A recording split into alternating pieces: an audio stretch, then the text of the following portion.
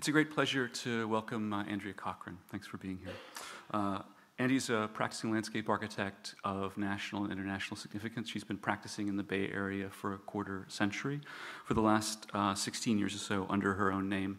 After her graduate work at the Harvard Graduate School of Design, she apprenticed with a variety of notable designers, both in the US and in Europe. If you know Andy's work, or if you come to know it this evening, you may see some of the things that I've seen in it. It brings together three strains of thought that have only rarely been assembled adjacent to each other. The first of those is a reflection on a kind of contemporary interpretation on a legacy of modernism, a kind of mid-century tradition of landscape architecture and gardening that you might associate with the 1940s and 50s and some notable figures in the field. Equally present, you can see the influence of or a relationship to the development of land art in the 1960s and 70s, most notably her keen interest in perception, phenomenal experience, and in some ways maybe playing with our perceptive capacities.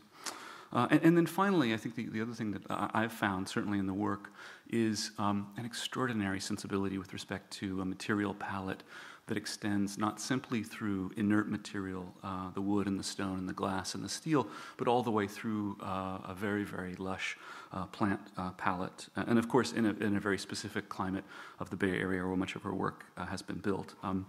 Whereas her work first came to be known through a series of really extraordinary residential commissions and cultural institutions. For me, the project that for me has most recently gotten my attention is a garden for an affordable community, a Cochran house, which is really an extraordinary piece of work that's putatively public and certainly for this community is quite significant. Andrea has won an extraordinary array of awards and honors. She's been published widely. Her work is available in a lovely monograph from Princeton Architectural Press. She also has been named a fellow of the American Society of Landscape Architects, and has also, I think it's fair to say, been both a great contributor back home at the GSD, serving in many capacities as a leader for us there, and equally has been a role model to countless young professionals in the Bay Area and beyond. Please join me in welcoming Andrea Cochran.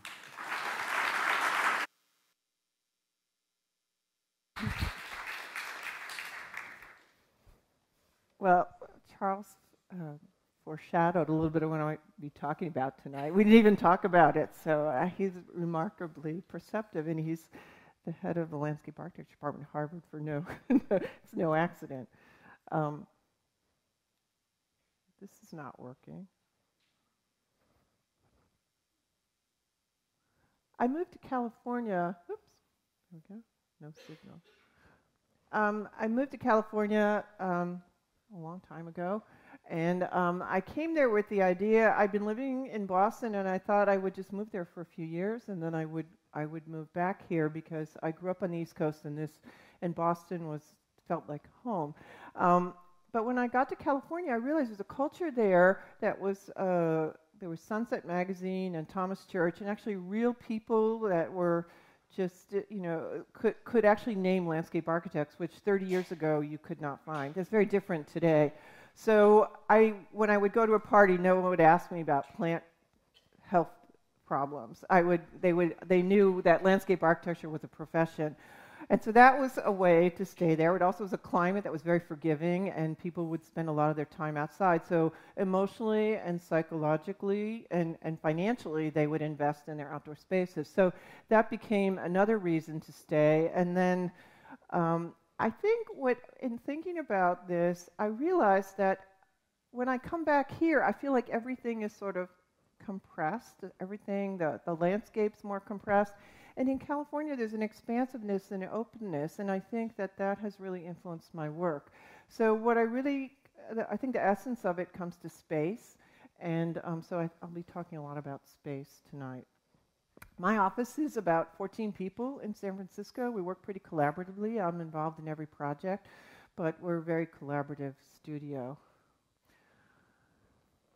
Space is not a new concept to landscape architecture. This is Roland G. And, I met this landscape architect in a lecture series, and we were both talking, and his English was very broken, and he said to me, it's not about the rocks, it's about the space. So this lecture is about space. I am interested in minimalist artists, as Charles alluded to, and the idea of this work by Fred Sandback has been really inspirational to me, and that with the minimum materials, he has suggested space in this gallery with this red string. And as a landscape architect, we suggest space often because we're not building structures. So the idea about suggesting space is really important. One of the most important art experiences and also landscape experiences to me was to go to the lightning fields in New Mexico. And I went there thinking it was about the lightning, and I actually planned my trip to be there in August when the lightning strikes would be the most pervasive. And what I found out was they drop you off, you make a reservation months in advance, they drop you off, you spend 24 hours there, and you stay at a cabin with total strangers, and they pick you up at the end. So it's a very immersive experience. But what I found was that what it is that at certain times of the day, the poles are completely, at midday you can't even see them, they're completely disappear. So this idea that a landscape changes and that this art piece changes with the landscape is really, really powerful. And this was taken at dawn when the light just first goes, and it's an electric shock. But the scale of that piece, they're 22 feet tall, and it's on a grid 1 meter by 1 kilometer. So the scale of that and the space in between actually forms a space, a man-made space within this vast landscape that makes the landscape much more, you feel that landscape much more intensely than if those poles weren't there. So that juxtaposition of the man-made and the natural is really something that's been influential. And then the work of Donald Judd in Marfa, Texas, and the idea that the sculpture does not exist on its own, but it exists as a part of a larger environment. So where does the building end, when does the art begin, and where does the larger landscape, they're all blurred together. And to me, that's something that perceptually is very interesting, and just as an extension of something I can apply in my work has been very interesting. And then the work of the big influence on me has been Robert Irwin. This is Robert Irwin at the DIA. The idea of scrim and layering and focusing of views. These are all tools that landscape architects can use as well, and has been a big influence for me. And then, as Charles he got the whole beginning of my lecture. This is a very important, probably the most important modernist garden of the 20th century by Dan Kiley. It's the Miller Garden. It was designed in the late 50s. It's this idea of overlapping planes and spaces. So this idea, and Dan's work is influenced by Le Notre and the sort of very flat gardens in France, as well as the modernist views. And then this is a garden from 1939 that has a similar feeling by Garrett Ekbo, done for the Farm Services Administration. But you can see he's constructed this space with low hedges, different kinds of trees. Some of these are scrims. Some of them you see from space to space, but they form a space within that subspace. So these are important precedents, I think, to the work that we're trying to do in constructing space in the outside. Sometimes when I talk about our work as if you drew a line in pencil, I've worked for a lot of architects in my early years, but there's this idea of you draw the line, but then you partly erase the line, and the line, it suggests a structure, but it's not a rigid structure. So in a landscape should be a permeable, mutable experience. And then Michael Heitzer's work from 1969, 1970, called Double Negative. And it's called Double Negative because the existing gully is the one negative, and then the other negative is the piece that he's constructed by digging down and creating a space. And so this is interesting to look at from above, but I think what's really interesting about it is the space is a very powerful emotional experience. So I believe that the landscapes that we make should also be powerful emotional experiences. And in our work, we try and make those experiences very immersive. Spiral Jetty, Richard Serra said, you know, the problem with this work is that most of us view it as this graphic object on the ground, and it was never meant to be graphically seen from a helicopter. It was meant to be walked. And the other part about landscape that's very important to me is choreography of movement through space. Unlike a building where you might, and we are right now sitting in a space or in your home or in a kitchen or you know, in a lobby, you're sitting there for a period of time. But in landscape, you're often moving through it, and how you experience it is very different. It's a kinesiological kind of, you can feel it in your feet, you can smell. So it's the whole experience of revealing, and it's almost a theatrical kind of a thing. This is a piece by Bruce Nauman. We've worked on this client. This is Oliver Ranch. It's in Sonoma County. And this piece is a 1/4 mile long, and it runs up and down the grade of the property. And what is interesting about it is the riser, the tread width stays the same, but the riser width height varies. So if you, this is totally illegal if you were to try and do this, but what it does is it makes you climb more. As you're walking it, you slow down or quicken your pace based on the height of the stairs. And what that does then, and this is my office on a field trip, it makes you stop, and you can, through that modulation of movement, you open up this view and you cause people to stop or you walk through it. So again, this idea of engaging and moving people through the space deliberately is something that is important to me. So our work, this is a building. This is an artist-in-residence studio at this ranch, and it's comprised of these 2 parallel concrete walls, and each of these spaces is a building with a courtyard in between. The main house is here, and what he wanted to do is he asked us, the Bruce Nauman piece is right down here, and he wanted us to create a stairway and an entrance to this building, and then there's a stair that goes down. And you know, in a landscape like that, with, you know, pieces like by Richard Serra and Martin Puryear, you don't want to do anything that stands out too much, but you want to, you know, the bar has been raised. So I decided that even though you're moving this way, you want the landscape to permeate through and kind of be parallel to the building. So so you can see this is the building cut. So it's like incised into a wild natural hillside landscape. Minimal planting is done, and then here's the stairway that goes up to the front door. So it's this corten that's just subtly cut into it. The gravel is chosen for the color to be very similar to our brown grassland in the California summer. And then when you look at it from above, it actually disappears. It's different each way you look at it. For the same client, he bought this building. It was on an old railroad track, and this building here was an old prune packing plant that they renovated to be some artist-in-residence studio.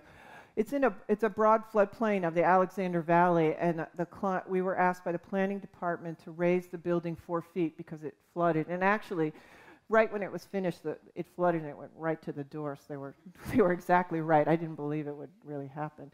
But anyway, so because of that, we worked closely with the architect to create this plinth that was the kind of domestic landscape set in this more agricultural landscape. So you approach from here, you kind of see through the building out, and there's these connections from the inside to the outside.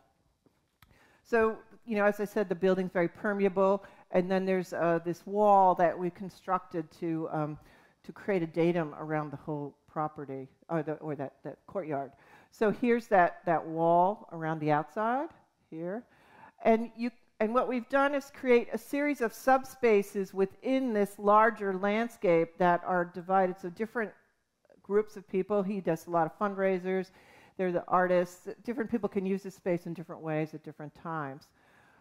What was really interesting to me is that grapevines are about this high. And when you're in a vineyard, you're in an enclosed landscape. But by coming up 4 feet, you become part of this larger landscape, and you become a part of this large valley, this vast valley. So that to me was interesting and not something we could control, but it's something I'm definitely going to use again. But anyway, so this is the idea of this plane, and then I wanted to create this sense that the landscape, this again gets to emotion, the landscape around you was precisely drawn, and the craft of this wall is the best stonemason can do. It's with, it's totally tight joints, it's very precise, and that runs across the top. And then to create a tension, there's this stone is just piled up along the side to create this distinction between vineyard and agricultural landscape and the more architectural landscape. Like Le Notre, the idea of sort of carving in to create space is important. This happens to be a bocce ball court, but the idea is that you step down and you create a space within a larger space. Stairways to get out and to walk to enjoy the vineyard, and also for performances. And then the idea, again, this idea of sort of yin and yang, this sort of water that comes right up to the top, it's brimful, and the sort of negative of using corten, which again has that edge that becomes invisible from at one angle, but by cutting down 2 steps, we create another space in this other, to create this outdoor room. So this outdoor room there's a ceiling of trees. These are pear trees we used because this was originally a prune packing plant, so the idea of there would be prune plums in the whole valley previously, so this is a little homage to that. And anyway, so that creates a little subspace where the trees actually form the ceiling. And then architecturally, that's connected through this building which reflects the dawn light, and you see out into the larger landscape. And then one of the other doors leads out to the vineyard facing east. And this would be a place, again, you come down this ramp just to this place, and the wall stays the same, but this is more enclosed. And there could be a table set up here. This is more for an event. But you can actually see that you're connected to walk out into the landscape.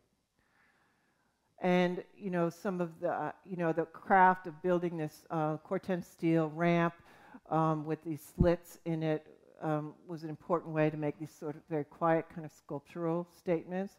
But then at night, it's underlit, and it becomes a very theatrical kind of landscape. Also in Sonoma County, we did work on this property, which is part of a 16-acre estate. And the client hired studios architects, which mostly does bigger corporate headquarters and buildings like that, to design these 2 buildings. This is their house, which is kind of just a little ranch burger house, and this was to be kind of more of an entertaining space. They called it Zen Spa. And then this is actually an observatory. The idea is this whole valley. It's an alluvial plain, and you'll see that there's a lot of rocks we excavated during the construction, which we used. There's a creek here called Carragher Creek, and this creek floods periodically. So the idea was that there's willows in the creek, and they have sort of, you can see sort of a silver cast. There's a house that's very unattractive right here. So we wanted to screen this out. So we used the olive trees to screen it because the color of the olives is very similar to the color of the willows, and it kind of dissolves that edge and creates this really permeable barrier. We also had some existing trees on the site. They were 500 years old and more, bays and oaks, that we wanted to protect. So that became a part of the landscape as well. So this is one of the older trees, and this is the building once it's in the site, and we planted, and you can see the olive trees in the distance blending into the background. The foreground of we preserved the trees. Oak trees don't like summer water. We don't get water from April till October in California. So the idea is just allow the leaf litter duff to create this really quiet kind of landscape with stepping stones through it to take you to the front door, so you're not disturbing the tree roots. And they're just very simple plantings. And then the California buckeye here, and acanthus in the back. This is a very garden-esque kind of view. This is in the springtime, dry creek bed that diverts the water around the main part of the building. and then turning and facing the other way. It is a farm, and so there's roads on the property, and these are giant fucrea, which is like a yucca. And then in the spring, the cherry trees behind. And then the entire landscape, the pochette that kind of holds the whole thing together, is this meadow. So in the springtime, the meadow grasses, they're cut back in February, so that it's down to a stubble. But this is probably late April, and the grasses have grown a bit. And so what is really interesting to me about the meadow is it's a changing volume, in that in the spring it's very short, and then it gets 30 inches tall, and so the spatial configuration of the whole site changes depending on the season. So this is it, it probably July or June or July, when the grasses are this tall, and you see it starts to have a very different kind of feeling. So here's the site, and as I said, what's really important to me also was being able to walk around the property and to have this view. This is walking through the trees to the front door, and then there's this sort of precinct here that's more more architectural landscape, and then there's other spaces that you can walk through these olives. The other thing that happened is when we were working on the site, we had all this rock that had been unearthed because it's on an alluvial plain. And there were these two objects, and the whole property sort of fell across. And sometimes I do things by feel, and it just felt like all the energy was kind of leaking out of the space. And so I said to the client, with this giant pile of rocks, and I said to him, well, why don't we just use those rocks and make a sculpture with it? And he said, okay. And so it was the easiest sell I ever had. So anyway, we ended up building this 100-foot-long pyramid that's 15 feet tall at the apex. But again, there's the wonderful thing about landscape, I think, is that there's these surprises. You can do all the models in the world and figure things out and never figure it out. But look at that. Because it's at an angle, it becomes a sundial for the tree. So the movement of the tree against that tracks that beautiful sense of nature and makes nature. It's almost like putting it in a frame that's constantly changing. So this idea of movement and surfaces that reflect the changes in nature is also something that we think about. Another thing is they wanted an area for their son to play sports, so we actually carved a space out of this meadow for that. And then this is the lap pool, and you can see the lap pool aligns with the peak of the pyramid. I am at heart a formalist, and this is the observatory, and you can go to the top and walk around. So this is just a close-up. And we wanted a reflecting pool partly because it helps with the emissions. You can, it stabilizes the heat, but also because it looks cool, and the idea that you can walk across it. So there's this is a library underneath, and you can kind of walk through it. And then this is a grass-like plant called Condopedilum. It's a restio. And the idea that the capsules on this is very close to the color of the Corten steel. So those kind of subtle things are important to us, too. And so, as I said, the meadow has a volume.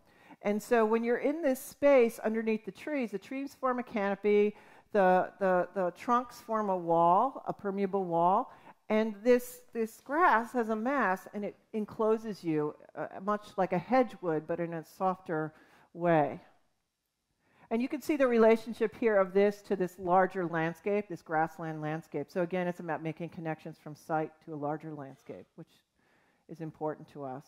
And then in the evening. And then we found these 100-year-old olive trees. Every time I think I'm going to die, and everyone's going to put on my headstone something about olive trees, because every time I've spoken, people always ask the question about the olives.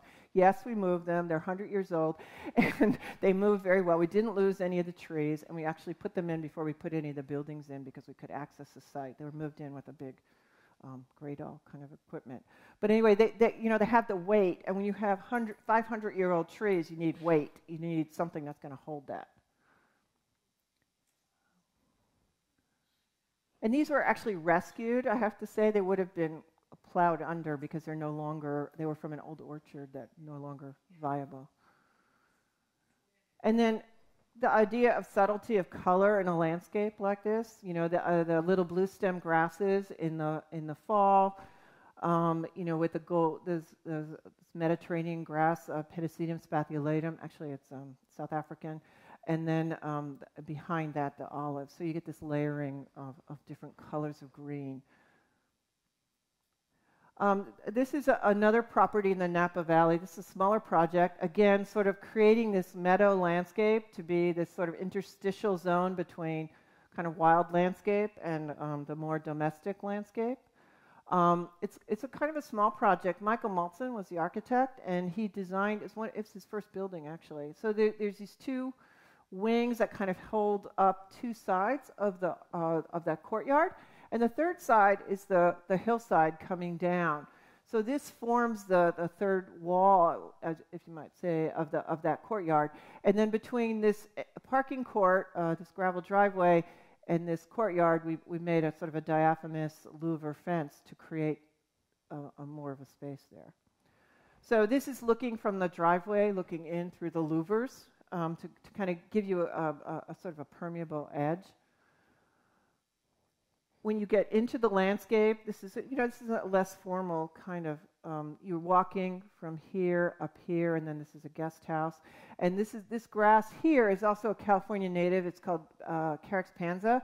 So the idea of very rough grass kind of transitioning to more finished grass, transitioning to paving, and sort of this sort of seamless interface between natural and cultivated landscape. Looking back, Gormley, and then again looking back. But again, there's a horizontality in the architecture that the landscape is picking up on. This is a project that we did for a client. They built this house in the 80s, and they planted all these oak trees in the 80s, and so they had grown, and it wasn't working for them. So this idea of reimagining this front yard was just, it was a very small but kind of fun commission. We looked at it. This is how you came up now, and you can just see it's a straight shot of stairs. You couldn't see where you were going, and that's always a creepy thing. You need to kind of be able to. So we pulled it apart. So it was here. We pulled it away. We kind of made this. So this is what sort of illustrates this choreographed landscape. You come up, you see the trees, you turn, you see a wall, you see grasses going beyond, you turn again, you see more trees, you turn again, there's a sculpture, you turn again, see the front door. All the while there's water, so you hear the sound of water that's pulling you up. And then we front yards are always given up to the street. So we've taken these areas back at the top by creating private courtyards that become extensions of the house at the top. So this is so that's the view from the street looking up. You can see this new screen that the architect designed. So you get that sort of oblique angle. You can kind of see where you're going, and you hear. And then when you're standing, you look out, there's a Corten wall, and then you get this view beyond that connects you to a larger landscape, and then you turn, and then you turn. And then when you get to the very top, that this is one of those courtyards, and then a body of still water, like an eighth of an inch deep, spilling over a little spillway, flat pool.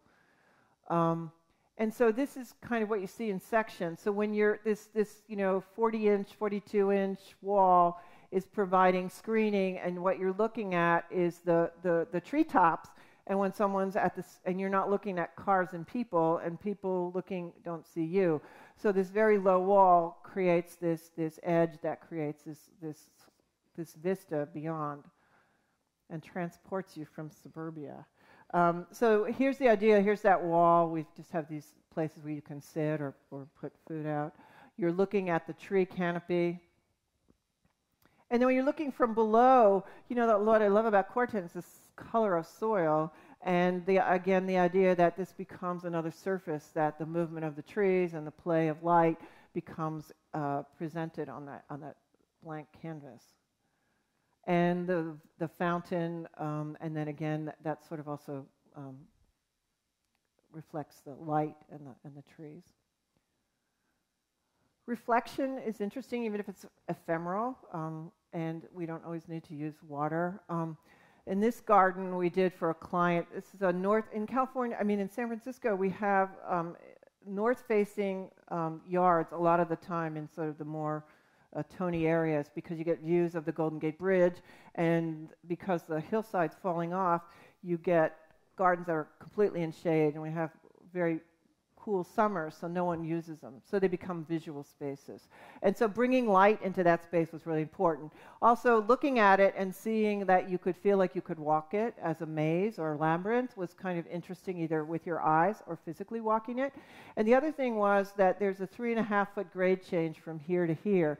So how do you make a landscape that I like to do things that look different when you're looking down on them than when you're in them. So there's always an element of surprise. Like, you don't ever get it all at once. You don't look at it and get it all. So there has to be something that you find or discover in a different viewpoint. So looking down on it, these are precast concrete walls. The sides are kind of, the form boards are pulled off and they're hacked to make them really rough.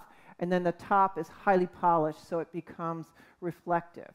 The idea is that we use these stainless steel bands. Some of them are stairs and some of them are just flat bands, but it's difficult to tell that from looking.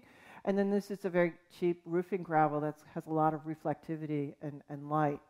So it's this contrast between the two. And there's a lot of stainless steel on the building, so as you look back at the building, the materiality of this and this is connected, again, to make this seamless piece. So this is stainless steel, and Japanese anemones in the September. And then, morning dew or after rain, there's a little bit of reflection on that wall that, again, gives it some life. And then we have these lights, these LED lights that we put in the landscape. Those lights, as it gets darker, they become more theatrical. And they entertain in the dining rooms up here, and they're looking down. So the idea that you go from Zen garden to kind of a little bit theatrical is kind of a nice juxtaposition, that these things take on different personalities in different times of the day. When I work with residential clients, they come to me with a vision, and I feel like it's my job to make that vision a reality. They have some idea in their head which they're not able to make, but it's my job to kind of be the filter and the creator. So a lot of times I'm the mediator at that, but when we're working on larger projects, we need to actually develop narratives to pull people together. And so for me, that's been kind of interesting as we've gone from doing residential work to more public projects, that we've developed these narratives that are more collective narratives. So this is an EKG, and also I think it could be a seismograph. But this is something that we used for a project in California that we were looking for inspiration. And so it was a cardiovascular research building. And the other inspiration was it was on fill, and this was what California or San Francisco would have looked like 100 or 200 years ago. It would have been a salt marsh. So taking inspiration from what landscape was there and how people use it now, developed as a precedent for this design. Normally I don't do things like this. I mean, my work is very regular, but there's a lot of very sort of open, big spaces on the campus that they're kind of featureless, and so they wanted it to be much more. The word I heard was romantic. So, and I scratched my head and I thought, well, I don't really do romantic. So I thought about that. But one of the things that came out about it was they wanted a landscape that actually would encourage people to meet, a social landscape. And I'll show that in the next slide. But the other thing that we did was we were asked to create. This is downtown San Francisco, is to the north. And so they wanted a new entryway to mark the north entry to campus. And so this is a grid of palm trees, and there's a temporary utility plant here. And we have this big lab building that's 90 feet tall. And so we needed to create a companion on the other side to kind of hold that other side of that entryway as you drive into the campus for the next 15 years until another lab building is built there. So that's the kind of components of this project. So thinking about how people move through the space, There's a cancer center, a research center here. So the idea of the scientists moving between these spaces and sort of cutting through them, and then also direct movement through the site. And so the idea was also that, you know, we'd have big tables for some people and places for someone to be kind of more solitary, because scientists don't seek one another out typically. So the idea was to create interactions or opportunities for interaction for them to meet. So this is the main path through going from the south to the north through the building. Oops. And then this is some of these walkways through with some of the little seating areas and the grasses. So there's this layering that happens that occurs through the site. We use bamboo to actually screen this edge of the courtyard. But you can see the layers beyond and the tables and, you know, groups of people getting together. We actually, in this area, is a native grass. It's a native grassland mix, so that these are meant to be more rustic and not like a lawn, but something that's more environmentally sustainable. The other thing is this entire courtyard is one of lead goal of this project is a giant water detention basin. So that's why. Well, two things. We only have one tree in here, partly because of that, and partly because in California, in San Francisco, you don't want shade in the summertime. It's too cold. So you're like a snake on a rock. You really want to soak up the warmth. So this is a south-facing courtyard, which makes it a really nice space. And on the west, the wind is broken. So the idea here is that so you can see that this is this landscape. So this is taken probably in June or July, early in the summer. You can see, and then later in the fall, I mean, our seasons are very subtle, and the grasses really express the seasonality, and it really changes through the year, which is I think, lovely. And you can just see this idea of layering and just simple lines of the same species of grass used throughout.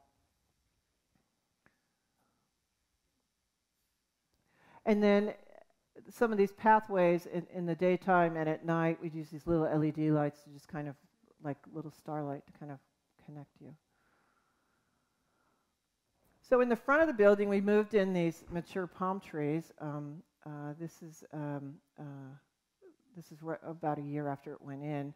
So it's a very simple landscape that reflects in the facade of that building. And then there are 20 palm trees in all. They jump across the street. And then this is the fence that we designed. So this is sort of this temporary building that is built with corrugated aluminum that's perforated. So the idea is that it's somewhat permeable, but also it has a kind of a mass that holds that edge to kind of hold the whole, hold that corner. And then behind it is a bamboo, a giant timber bamboo, which will get 30 feet tall. And you can see a little bit of the temporary power plant behind it. So we've made a kind of temporary building with a 10-foot fence and some bamboo. And then this is a detail of the fence in the daytime. You can see, again, it has different shades of permeability and openness and closed. This is another project that we did. It's for the University of California at Berkeley. This is it's called the Energy Biosciences Building. It used to be, its working title was called Helios, and they do alternative energy research in the building. And so the main campus of Berkeley is over here. It's actually in town.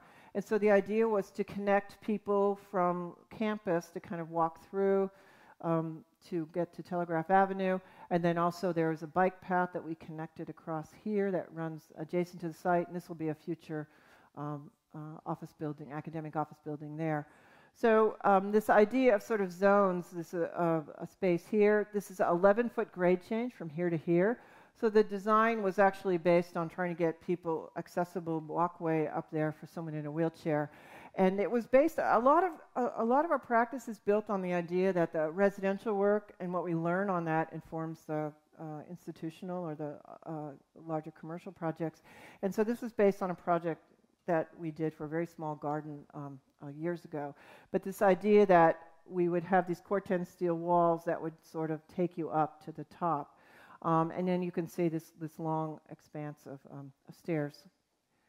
And again, the native grasses, we're trying to use native grasses where we can for water, to use less water and also less resources. The other thing that we did here, I'll talk a little bit about it, is we created patterns on those walls. The building, I think sometimes when you walk around a university, you don't really know what's going on inside the building. Is it an English building? Is it a science building? So any clue that you can give people as to what's going on, I think makes it friendlier, and I think it provides opportunity for conversation. And so these are the molecules of the biofuels that they develop in this building that they're researching. So we have ethanol, methanol, biodiesel. So we extrapolated that pattern onto these Corten sheets, and they're laser cut, water jetted, to create this pattern. But it's also overlaid. Those patterns are extrapolated with the movement of grasses, so that there's this idea of kind of they get smaller and bigger, and they disappear and reappear.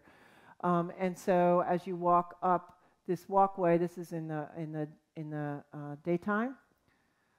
And then at night, they actually glow from behind and light the pathway. And then this is a detail. And this is an area at the top. There's a smaller courtyard at the top, which is over a service deck. So we use this frosted glass to hide that. And then, as Charles mentioned, craft is really important to us, and you're working on these details on these smaller projects. We're able to develop a language that makes it buildable and affordable on these larger projects. Wineries are my favorite project. If I could just do one kind of project, I would do wineries. I think that the idea of agriculture and creating something that's an industrial landscape, that's actually a working landscape, that they make a product, and then it's got a hospitality aspect, and also winemakers are incredibly diligent about taking care of plants. So all of these make for just a wonderful a marriage of landscape architect and a client. So this is called Alpha Omega. It was an existing winery that was renovated. This is the front entry gate that we designed, this is a before picture. This is, if you've been to the Napa Valley, this is Highway 29, which is kind of the main drag. So the site is visible from the highway, which is really important. Unfortunately, it doesn't have any access. So people are forced to come down this lane and come in here. So they had one water jet in the fountain, which they wanted to keep. It wouldn't have been my first choice, but it drew people in. So this is a funky pond. Everything was funky about it. So it was to try and make it more regular and make it, if you're going to sell an $80 or $100 bottle of wine, you got to make people feel like they're in a really nice place. So we lined the driveway with the plane trees. So the idea, again, it's about arrival. You come in, you turn, there's a pause where you can drop off at this entry. You can drop someone off. Often limos come and people walk into the building for tasting. There's a ramp here. Then you can come in and park. This is all screened. This is kind of back of house. And then this funky pond has been regularized into a European tank where it's a very, very sort of pristine form that with just a minor amount of change. So this is one of the drawings we did initially to show the client, the vineyard coming up to it. And then this is when it was built. So you can see this again, the stone is used in a kind of architectural way, and it kind of sculpts down into that corner. So that's a detail of the edge and the view looking out towards the hills on the west side. And then as you come into that driving court, you come in, we paved the center with Corten steel. And so you drive over this Corten steel instead of stone or some other material, and you can come around and come out or go here or get dropped off. So it becomes, you can see somebody took a little shortcut there.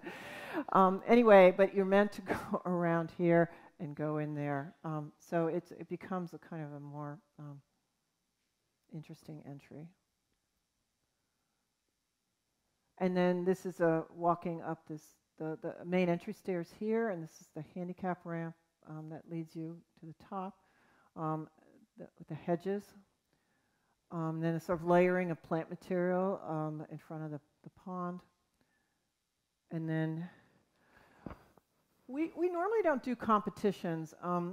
It's not been part of our practice, but about 7 years ago, we were asked to do a competition for a park in Pittsburgh, Pennsylvania that was sponsored by the Children's Museum. And we entered the competition because Ned Kahn, the artist that had done some work for the museum, they wanted him to be part of it. Ned and I had been looking for an opportunity to collaborate on a project together. So Ned encouraged me to enter the competition, and lo and behold, we won. So we came up with this design that was very playful, and we came to the first meeting with the community, and the community hated it, and they said, basically, we don't want this to be the playground, the front door of the Children's Museum. We want this to be a civic space. And so this was one of the renderings after working with them for about 1.5 years that came to be the design that we designed. And I think for me, another reason we don't do competitions is because I really enjoy the process of working with a client and getting to know what their needs are. And for me, it's about what I talked about, the narrative. I like it if I can build a narrative with a client and come up with something that's meaningful to them in a deeply personal way, because all these landscapes to me have to be emotional and personal.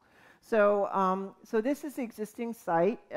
This is the Children's Museum. This is an old planetarium, a post office. There were, at one point in history, this was a marketplace. This square was part of a design that was done in the late 1700s by a surveyor named Reddick, and he laid out the whole north side, which was then called Allegheny City.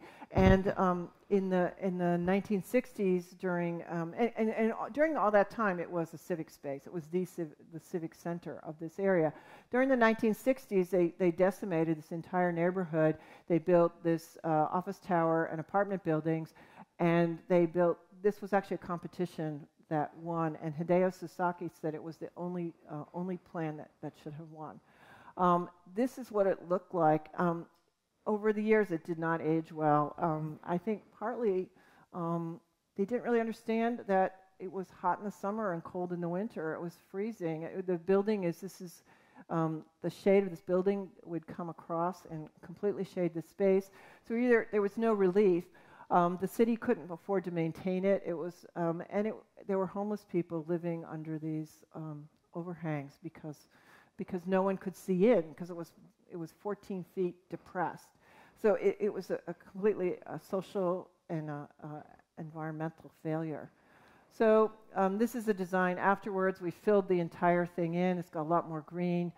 We retained a couple of the existing trees on the property. Behind, this is one of the first Carnegie libraries, so there's a lot of history in this site.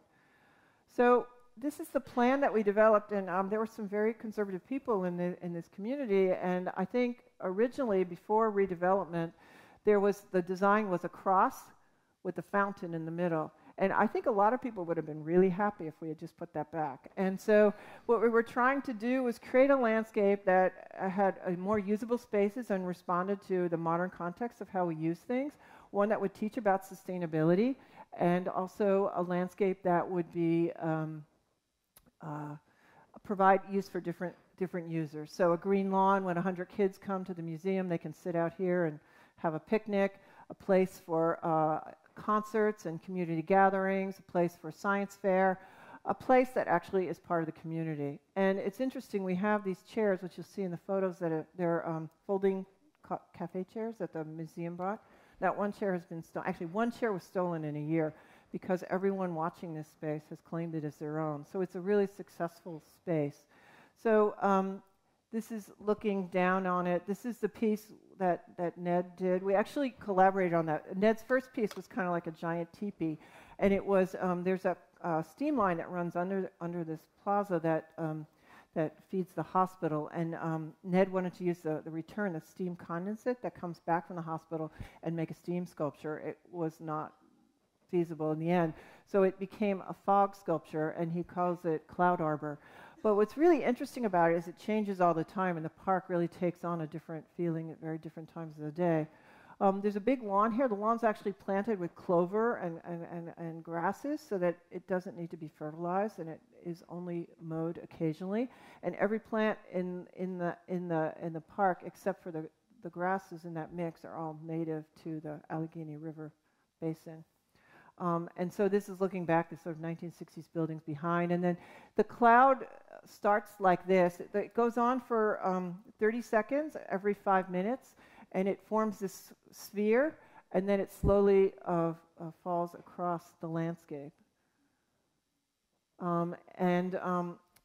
So you can see it's starting to fall across here. There's a rain garden here that filters all the water before it goes back into the storm sewer system. And we use the native stone, the Allegheny, the bluestone from the Pennsylvania and New York that runs through to be the stone of the park. I wanted something that felt tactile and that people felt it wasn't too cold, it felt friendly, and these were materials that people could relate to. This area, Andy Warhol actually grew up in this neighborhood, and the Warhol Museum is a few blocks away. Also, Mary Cassatt and a lot of other famous people. Not Georgia O'Keeffe, the woman.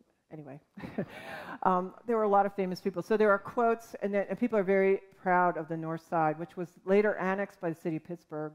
So this neighborhood had this distinct city and identity. So very proud of the local people that live there. So then the sculpture you can see at different times of the day. So it was funny. Where Ned and I were working, so he started with this thing. It was very insular. It was glass, and you could kind of walk through it. And I said, Ned, I don't think the sculpture should be like that. I think it should be something that you can walk through, and it's really permeable. And I said, something like the lightning fields. And he said, oh, great idea. And then, and then I thought it was my idea. And then I found out later he'd been wanting to do this for years. He had like this whole model made up. But anyway, it was a happy collaboration. So anyway, it is really an integral part of the park. And for me, that's how sculpture should work. And it really does enliven the space, and it's great to come there. And this is one of the events the Children's Museum has. And then, and also the craft that when it's off, it's not on 24 hours a day. But the idea of craft is really important, and how we make things that are really precise, and how we brought these two geometries together was really mind-bending. And then the idea, again, that hardness juxtaposed with the softness of this native Joe Pyeweed and Rudbeckia, and this with the birch, the river birch all together, and this swale. And I think what happens for a moment with this, you forget you're in the city. You could be in the country, and it kind of erases the surroundings and makes you're kind of transported. And just another shot of the same area. And then the landscape, sort of, the fog kind of spilling out. And then people using it at different times of the day, walking their dogs. I was there for 24 hours, and it was wonderful to see the ebb and flow of activity. And at night, it feels safe. So anyway, that's the last slide. I really appreciate your coming, and I think if there's any questions, I'm happy to answer some questions.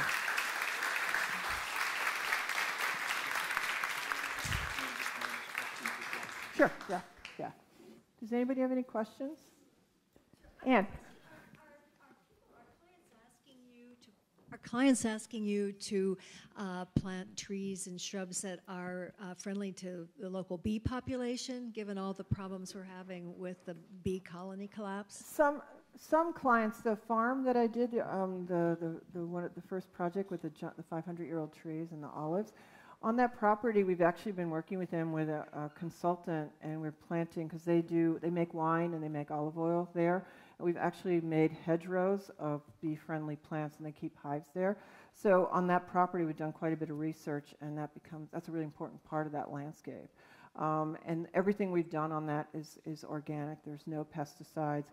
When we put the grasses down, they're all planted in plugs.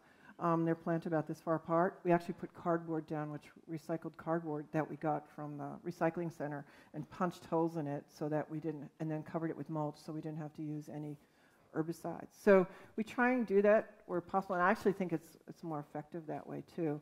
So on a lot of these projects, again, because that's a wealthy client, you can try these things out that maybe you wouldn't want to try out with, they have a large gardening staff. I wouldn't want to, but I would do this now in a university because I think it actually is a really successful way of working. But yeah, I mean, not all our clients are quite up to speed, but more and more, I think people are much more environmentally aware. Yeah, thanks. Next, anyone? Yes? Do all these projects involve irrigation? Is it? You cannot. In California, sadly, because it doesn't rain for 6 months a year. We try and use drought-tolerant plants where possible, but even native plants will require irrigation to get established. So we have to rely on irrigation, and like this meadow, you can irrigate it, or if there were a drought, you could not irrigate it, and it would still survive. It wouldn't maybe look the way someone would want it to look in a pristine landscape, but all the plants in this meadow are actually native to either South Africa or places that have a similar climate to the Bay Area. And I use those plants because they're actually, I picked them to be, because they're, one blooms before the other. One of the grasses is native to Turkey, to the Atlas Mountains, which is also a very dry area. So they all have a very similar form. But again, I'm not a strict nativist, but we try and think about sustainability or low water use in a lot of these gardens. But it's really hard in California because 6 months is a long, long time to get by with any water. Yeah. Yes. What struck me from looking at some of these photographs is that in some of the pictures it appeared the grasses that you've put in the landscape are blown by the wind. Uh-huh. And in that those pictures from the park in Pittsburgh, the fountain is blown by the wind. And I'm wondering if the sound that is created by the wind or breezes in the landscape does that occur to your design, or is it to integrate that into the planning? I like to encourage all the senses, but the grasses don't really make a lot of noise. But the bamboo in that one courtyard would, and some of when we've used bamboo on some projects, you can hear the sound of that or the sound in the trees. But generally on the ground, you don't really hear it. But I do love the idea of, that when you walk on a surface like gravel, you can hear the sound of crunching, or that it's a sort of immersive environment that it engages as many senses as possible. I really want to make a whole body experience, not just a visual experience where I can. Yes? There's so many images that are just so lovely. And I know I'll describe these to my friends, but from your perspective, what are the elements that are very unique to you that you would describe if you were describing your artistry next to the others in your peer group that are creating now? Well, I think what we try and do, I think there's an immediacy and I think use the word immersive quality that I think is really important to our work. I also think that there's a minimalism, and Charles alluded to it. I mean, I'm really influenced by perception and perceptual shifts, but I think with the editing, it comes down to, and I think this comes because I've worked for a long time, is sort of editing to the point where you can edit too much and it's boring. So it's like, where's that line where it's really interesting? And that's why I talk about the line that's been partly erased, because if it's a line, it's not interesting. But if it's got some character, or if it's a crafted wall versus, I love concrete, and we use concrete a lot, but if there's a tactile sense, that's why, I think that is really what it's about. It's about editing and about making a landscape that's almost an environment or a receptacle to showcase nature, so that it becomes down to it's mutable, and it really celebrates the changes of time of day, the time of season. Those are the things that I really, really think about a lot when we're designing, about embracing change, and so I think that is maybe it's sort of editing, but it's sort of like the fog. There's something there, but nothing there. You know, I don't know. Sometimes I used to say it was like kind of like Seinfeld. You know, it's like it's about nothing. So, oh, hello. Yeah. Up here. Oops, sorry, I can't. Hi, up Hi. here. I have a question about the materials, especially with the minimalist approach. The materials that you choose and the construction seem so very important. Right. And so do you have your own library that you've kind of tested and selected each of these kinds of gravels and steels and Oh yeah, everything. We have a materials library. Everything is laid out. Sometimes we do mock-up. We often do mock-ups on site with the different color, because you know you can look at the gravel or a stone in your office, and then when you get out in the field, it looks completely different. And so nothing. I mean, we look at everything on site. We look at it first, you know, in the office and bring it outside, and then we take it onto the site. So it's really, I mean, the subtle colors. I mean, the more I practice, the more I realize too, like the color green. I mean, the color green of that tree and the color green of that. There's so many greens, and boy, you know, I worked for 10 years in design build, which I think is where I honed a lot of the planting skills. And I remember going to a site once, and there were 2 vines I put on the fence. And the color green was just like, you know, it was just wrong. And so, I mean, I think when you made a mistake like that, and I think planting design is so hard, because I talk about it as if you're painting a painting and you don't, and it's remembering the colors. Is that like the red or the green? You're remembering that color and putting it on there, because each of these plants has a different texture, a different color, and it's all based on memory or just looking at a book, and then one picture can look very different than another picture. So all of those, I mean, I think that's why we can edit it down so much, because what's left has to be essential and pure and right, and if it's not, the whole thing doesn't work. So I think that's kind of, yeah. It's a related question, but you seem to have a very fondness for Corten steel and Yeah. native grasses and plants to California. Yeah. I'm just curious to know if you have a particular set for projects in the East Coast. Well, like the project that we did in Pittsburgh, that landscape, it's not completely grown in yet. It's a woodland landscape. It's all river birch and then ferns and you know, other kinds of woodlandy kinds of materials underneath, and the plant material, the trees are you know, we have what do you call it, swamp oaks and things like that we wouldn't do. I like grasses. I use hedges a lot. I mean, I've done really simple gardens, but I like things that change. And we just did a project. I'm sorry. We did a project in Detroit that's we planted last fall. We're going to photograph it probably this summer, and we used a whole swath of roots as a ground cover. So it's, you know, it'll have red fall color, and it gets about this tall, and we use that in a block. I mean, you have to use what's appropriate for the area. So in that, and we used taxus hedges and things that were very different than California. What do you call it? Hornbeam hedges.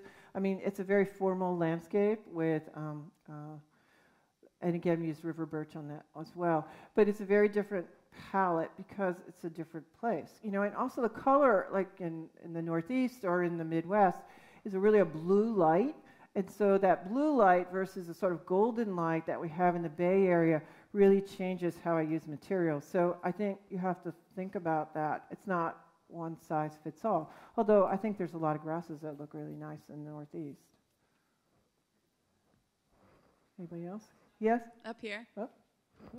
Yeah. How do you ensure the level of craft that you mentioned, particularly in the public projects? Well, I think we built enough that we know how to build things. So we're really careful about the detailing. And people in my office have worked for me for a long time they get on a job site and they just won't accept anything less. So there, I mean, you need to make friends with the contractor. I mean, you're all on the team. But so there's this sort of push and pull of like working together and being like, you know, trying to, it's just a balance between demanding the highest level of excellence and also understanding when you're not going to get it and where you can give. Like those Corten steel walls for the Helios project, the Energy Biosciences building. We originally thought we would cut them with a laser, and they're 3/4-inch steel, and it didn't work, and it was too expensive, and the contractor was holding the job up, and so we ended up changing it. He did a bunch of mock-ups. We do a lot of mock-ups, and then we hold them to make sure that they match those mock-ups. So we have tight specs, we have mock-ups, and we've also worked with the materials before. But anyway, at that point, with the water jet, it looked fine. I looked at it, it was fine, you know. And so in the end, I mean, sometimes the contractor has a better way to do it, and you have to be gracious and smart enough to know when to just say, okay, that's fine. But, you know, it just becomes, it's just a lot of work, you know. It's not easy. Anybody else? Okay. Even though you use sustainable materials and local plants, plant materials, and keep things simple, there is a certain amount of maintenance that has to be done in order to keep these landscapes looking as beautiful as they look in your slides. How do you work with clients to help them to understand the importance of maintenance and maintenance done correctly? Well, especially with the university projects, I mean, the private homes, it's not generally a problem because they have a gardener or gardeners, you know. So, but I think that conversation early on has to happen, because the worst thing you can do for someone is saddle them with something that they don't or can't maintain, because it leads to failure. And so we try and determine that early on. But, you know, the thing that I've learned is that trying this out, I mean, this landscape, they cut it back once a year. So they have 8 guys that go through 3.5 acres with a weed whacker once a year. It takes them about a week. Go through it, boom, that's it for the whole year. You know, they have to, you know, weed it or do whatever. But, you know, that opposed to a landscape where somebody's going out there, you know, once a week with the mower or whatever. I mean, it's you know, it's different kinds of maintenance. And so one of the things we've learned also by working with good gardeners on projects like this, because as we've done these meadows more and more, people don't know how to maintain them, and they'll honestly come up to you and say, I don't know how to take care of this. When do I cut it back? What do I do? So now we've actually written maintenance manuals to give to people, because they don't really know, and they want to maintain it, they want to take care of it, and they're proud of it. But they need to know. And I've seen them sometimes that they cut it back at the wrong time, and you know, the grasses are sort of beautifully folded over on each other, and then some of those native grasses get cut back maybe 3 times a year. They do it the wrong time, it's just like bald underneath.